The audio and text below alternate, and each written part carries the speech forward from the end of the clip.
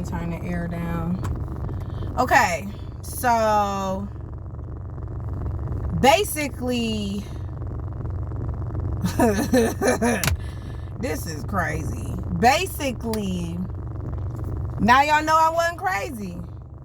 Now you know that I wasn't crazy. That I wasn't making it up. I wasn't just on China's neck for no reason. They really got bioviruses to kill everybody. Like, I wasn't even looking for it. I wasn't even looking for the information. The information just came to me. I mean, confirmed it. So they have DNAs, bioviruses, basically tailored to attack your DNA, specifically you, specifically me, and specifically our animals and our pets and cattle, cats. How do we know they ain't been doing it? Let me tell you something, this to the women too. Remember when you go to have a baby, right? Oh goodness, it's the lighting. When you go to have a baby, they keep your afterbirth. Why do they keep a woman's afterbirth? The afterbirth is the sac that the baby grown in the whole 9 months, right? It's got all your everything. It's got everything, the nutrients in that sac. DNA, mostly DNA in that sac.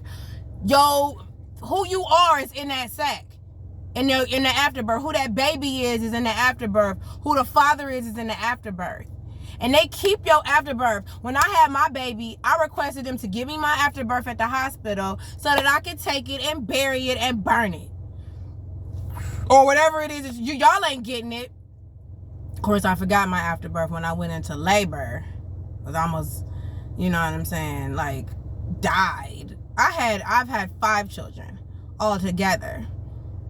The first one was 10 pounds, almost died with him. And then this is how I became an Israelite. I don't even know how I'm going into this, but anyway, this is how I found out that I was an Israelite. I went into early labor with my firstborn daughter, and she came at 7 months. So my water broke. I tried to make it to the hospital. Nobody would get up. I'm not going to tell you who I called to take me to the hospital, but anyway, we get into it. I ended up not making it to the hospital. So 2 hours went by before I was able to receive medical attention, right? Now, mind you, my water has burst. So I'm leaking.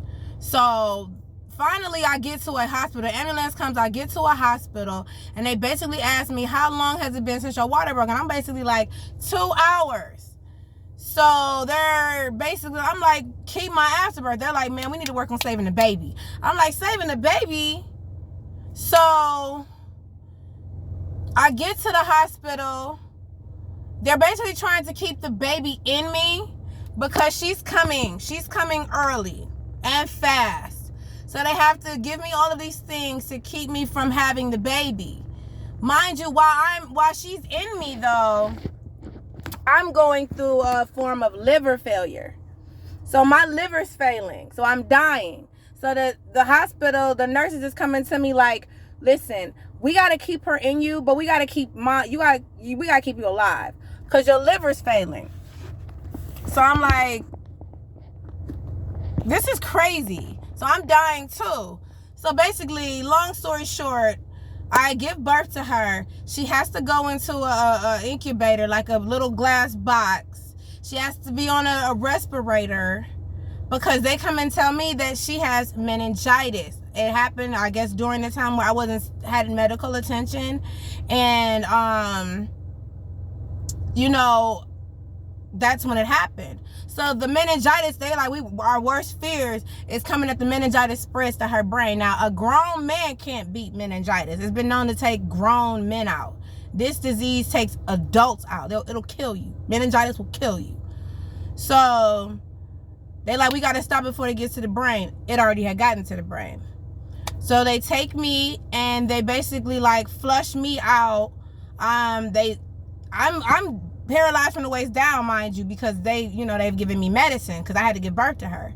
So they get her stable, they get me stable, and then they started running down what's about to happen. So this is where things get really critical for me. They're basically like, listen, she got meningitis. She's not going to beat this. We're looking at loss of life. So you're going to have to make a decision between now and I don't know when, or on letting her go. You're going to have to let her go. So I'm forced to make a decision to basically keep my daughter on a machine or respirator for the rest of her life in a hospital, paralyzed from the waist down, not being able to communicate with me, really just look at me and maybe smile sometimes. It's ugly, right? So, God, this is hard. So they have to light fly her basically to another hospital where they can take care of these things. So we go to the other hospital. And basically at that hospital, I'm able to hold her more, mommy time. I give her breast milk, just bonding with her. And I kind of I'm a procrastinator sometimes, which I hate about me. So I was kind of procrastinating on whether to let her go, because I knew I had to, though. So basically, it came a point where it was like, okay, I gotta let her go. So I'm there, and we're in the hospital room, and they give babies or people when they're about to die, they give them morphine so that they don't feel any real pain. And yeah, so they give her morphine, and I'm there, she's taking her last breath. This is really hard. And so I just remember getting on the floor and talking to the Most High and being like, I know you move real dramatic when it comes to me, because I'm real dramatic. I'm a drama queen. I ain't gonna lie. You know what I'm saying? So I know that he moved different when it come to me, real strong. And I just like, whatever you need me to do, I'm gonna do it. Just whatever you need me to do, I'm gonna do it. You taking my child, and I respect it, but it hurt. Obviously, you want me to learn a lesson. So show me what you need me to do. I bull s you not. A week later, I was watching a video on YouTube, and it was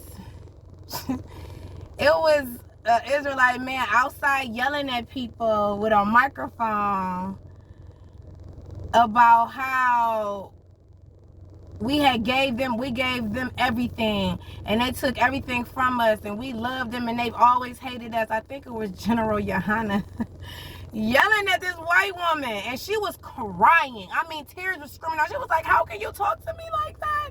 Oh my gosh. And basically, I was crying too, but I wasn't crying for the reason that she was crying. I'm crying because he's telling the truth. I'm crying like, yeah, that's all. It all just started flooding in, and then that's when I found out I was Israelite. I watched this. I done went through YouTube, and I found this one video about how we got transported from the West Banks of Africa over here, how we was really Jews. Then I started thinking back on my life. Like, my boyfriend used to call me a Jew because I was cheap. He's like, you such a Jew. And I'd be like, how am I a Jew? And I didn't know, but I didn't feel no ways about it, but I always want to know how he know I'm a Jew. Why he called me a Jew? How am I a Jew? But I didn't know. And that's how I found out that I was an Israelite.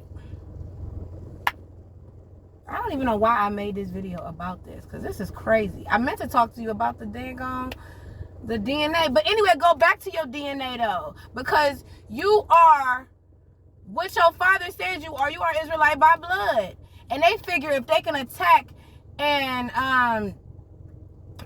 try to take out your DNA and your blood and hack your biochemical makeup, then they've got you. Then they won.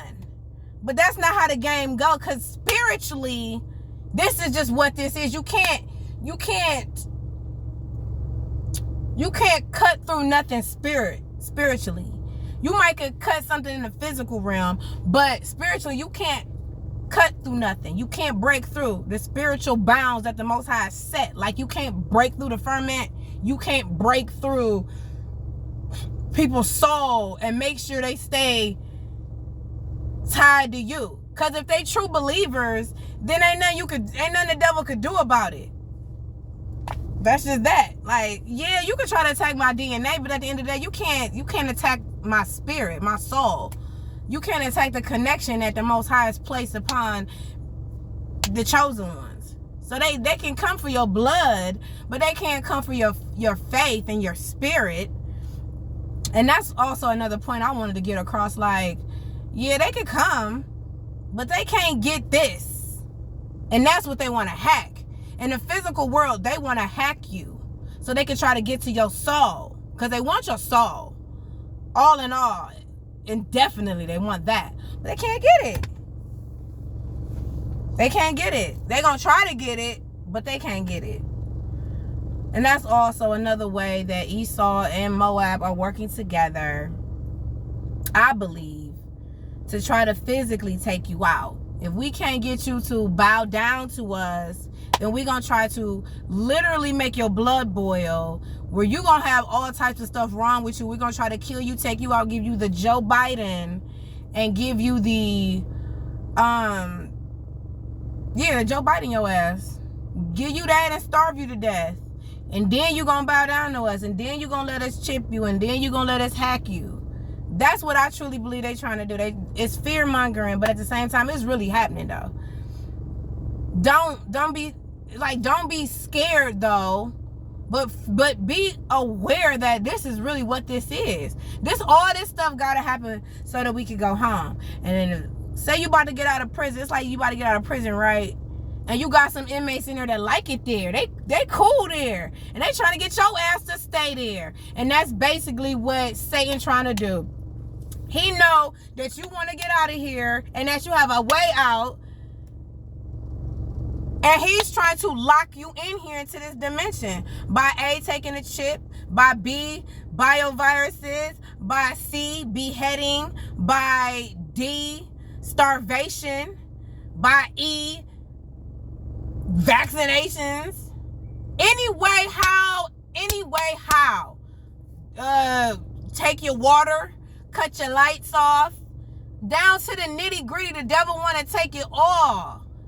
So that you can be like, okay, I quit. I give up. That's what he want to do. Break you down.